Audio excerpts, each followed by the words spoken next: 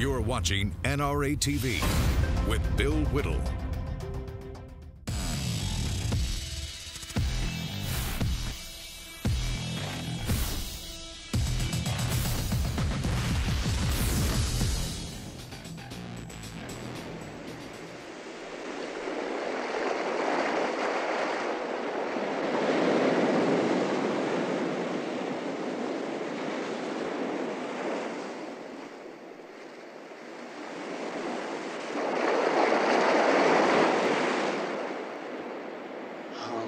God, I'm back. I'm home. All the time it was... We finally really did it. You maniacs! You blew it up! Oh, damn you! God damn you all to hell!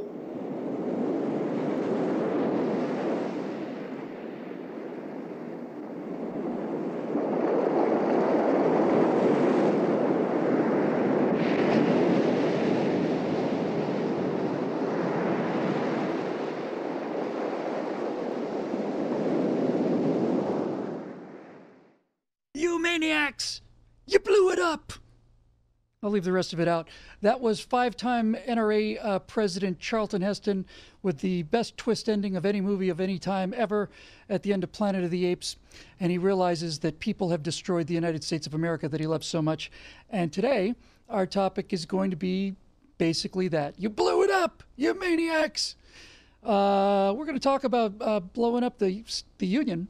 Because one of these things that just will not go away out here is the idea of California seceding from the Union. It has got actual traction out here, and enormous traction. Essentially really got started when Donald Trump was elected and the people of California decided that they wanted to have a hissy fit and take their soccer ball or go home because they don't have football. So let's talk about this. Now, I want to stress before we get going that this is all pure speculation and just for fun today, because the chance of this actually happening, I think, is pretty close to zero. It's not zero, but it's pretty close to zero. So let's talk about California secession. Now, Calexit, as the Sacramento Bee calls it, based on the takeoff on Brexit when the United Kingdom left the Union.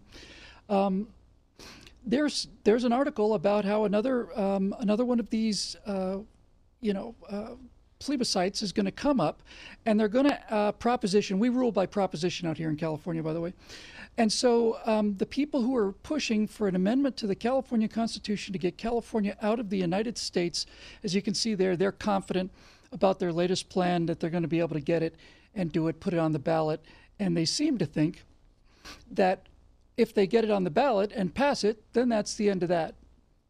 No, it's different than that. The story of secession and the legal basis of secession is really interesting.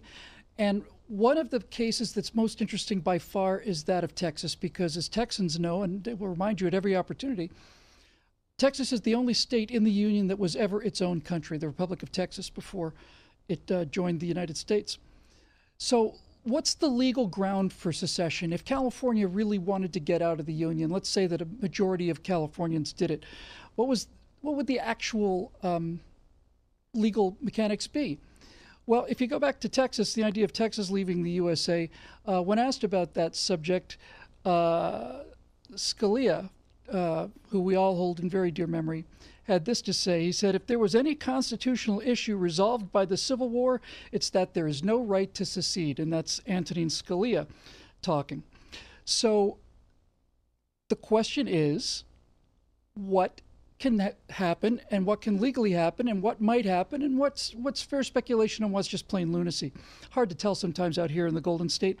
But before we talk about that, we'll talk about how we got there, because if it's taken seriously, this issue, the question would be, would the United States send in troops to force California back into the Union, or would the United States send in troops to force California out of the Union? That's the question that nobody seems to have the answer for. We'll get back to that when we get to our guest in just a little minute. But let me just say this before we go on. I'm glad that California is talking about seceding from the Union. I'm glad that Texas is talking about it. And the reason I'm glad is because whether they know it or not, the progressives, at least in California, who are behind this measure, are coming back to the entire idea of federalism that the United States was based on in the first place. And so just the fact that this has come into their heads, that states have their own rights and their own borders and their own customs and so on, I think is a very healthy thing for America, because these people don't have a clue. So let's just talk very briefly, a quick little history lesson about how we got here. The federal government is way too big. It's just too big. All of the problems with it, you can ascribe to it being too big. It's too expensive, it's too slow, it's too impersonal, it's all those things. It's too big.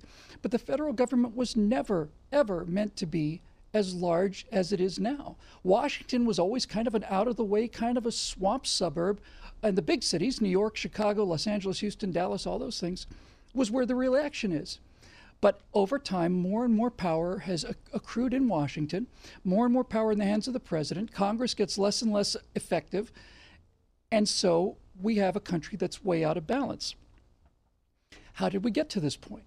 Well, we got to this point in the end of the 1800s, early 1900s, and we can thank all of this mess, thank our progressive friends for all of this mess, because at the turn of the last century, America was experiencing its great experiment with progressivism. The progressive movement, you know, the one that they talk about as being the future, it's 100 years old, didn't work then either. But there was enough political power in there to pass 4 progressive amendments. One of them gave women the right to vote, yay. One of them repealed, one of them basically made it illegal to buy alcohol, boo.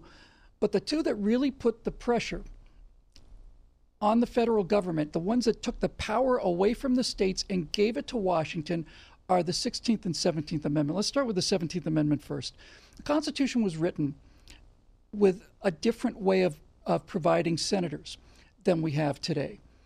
First of all, real quick, the whole reason we have a 2-house Congress, a Senate and a House of Representatives, is because of the problem that the founders faced when they were trying to write a constitution that all the states could agree with. And the problem was this: if you've got a big state like New York and you've got a tiny state like New Hampshire or Rhode Island, let's say, how do you set up a government that's fair to both of them? The people in New York can say, well, we have more population, so we should have more of a say in how the country's run.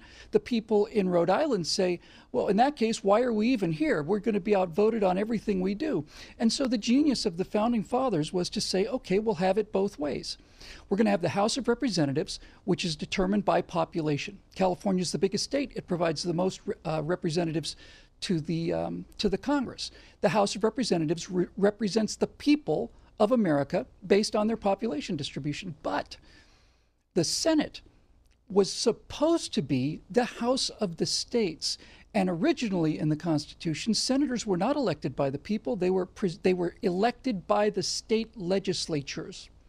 So it's a very important distinction, but it really, really matters. Prior to the 17th Amendment, which basically said the people shall elect senators, which makes them basically just super representatives, makes the Senate essentially a House of Lords. It's just another, higher level elite school that you have to pass. But originally, the whole idea was that since the state of Alabama, let's say, is going to send the 2 senators to the federal government, to the Senate, those 2 senators would look out for the interests not of the people of Alabama. That's what the House of Representatives is for.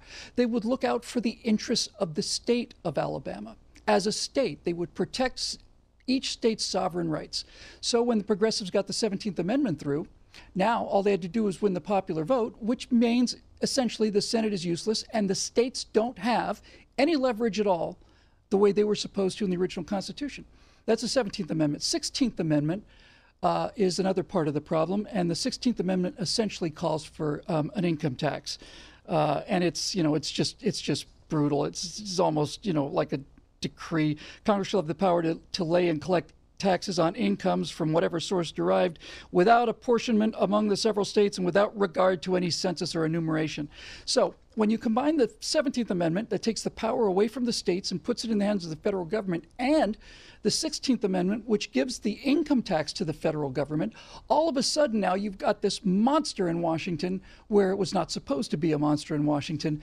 And so the idea that we would be talking about states leaving the Union is on some level getting back to the original intent and trying to find a better balance between states, local, and federal governments.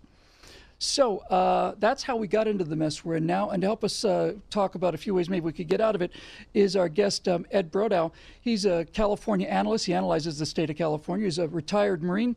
And he's author of a book, The Tyranny of the Minority, How the Left is Destroying America. Ed, thanks for joining us. Great to have you here today. Good to be here. Ed, it seems funny to people outside of the state of California, but there are people in California that are serious about the secession thing, aren't there? Well, it's a kind of a juvenile way of looking at politics because they think they're doing the right thing, but they don't think about the consequences of their policies. That's the whole problem. Complete lack of concern for what happens afterwards. So it's just basically, you think it's just a temper tantrum, essentially, is what they're throwing. They didn't like the way the election came out, so since they don't want Trump for president, they'll make their own country where Trump isn't president.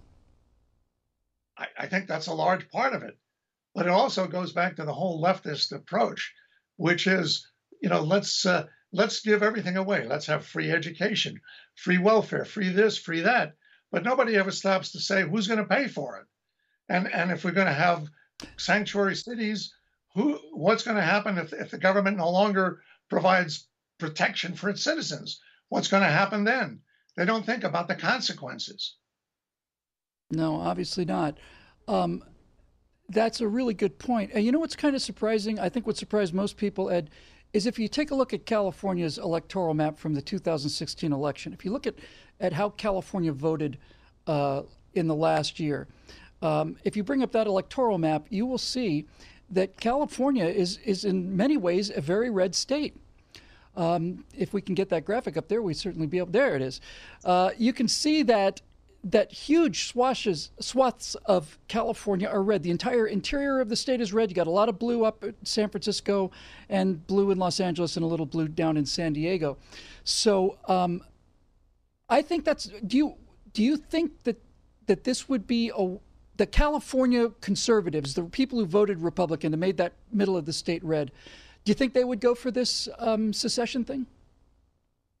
Absolutely not. And I'm one of those people. And frankly, I resent the fact that my vote is in effect effectless. I mean, my vote is wasted because it's all or nothing in this state. So if you have 5 million people voting, and 2.5 million plus 1 vote blue, then the 2.5 million minus 1 who didn't vote for it, their vote is invalidated. It's funny you mention that because a lot of conservatives have been saying if California left the Union, then the Democrats would never win a national election again. Now, I want to stress that I'm not 100% certain of the statistical methods that we used on this, but just as a quick experiment, I asked one of the really bright guys that works here with me, I said, can you take a look at the last 5 presidential election cycles and remove California from them?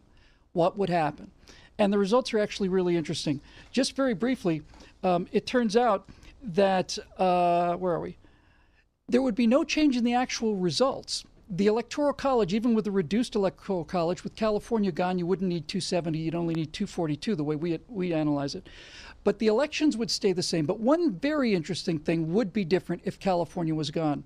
And that is that George Bush winning in 2000 and Donald Trump winning in 2016, if California had left the Union, both of those presidents would have won the popular vote by a significant majority. And the entire idea to delegitimize both Trump and Bush by saying that they lost the popular vote wouldn't have happened. These people know what they're doing, don't they, Ed? When well, he didn't win the popular vote, so he's not really our president. They know how the Electoral College works. Why do you think they keep blowing that horn? Well, they were expecting that Hillary was going to win the Electoral College. I remember that. They were all saying, she's going to wipe them out in the Electoral College. And I think they were shocked when it didn't happen. So if it wasn't that, it'd be something else. It's just that the left in this country is, as you say, they're having a temper tantrum. They don't want to accept that Trump is our legitimate president, elected legitimately and they want to try to destroy it any way they can. Yeah, I think that's exactly right, Ed. Stick with us after the break. We're going to come back and talk about, again, it's all speculation, but it's kind of fun, and it is actual news out here in California. We'll talk about how it would actually happen if California decided to leave the union, what the consequences might be, and how they would do it, and would it be a loud thing or a quiet thing? We'll get to the answers of all of that when we come back in about 2 minutes. This is the Hot Mic Show here on NRATV.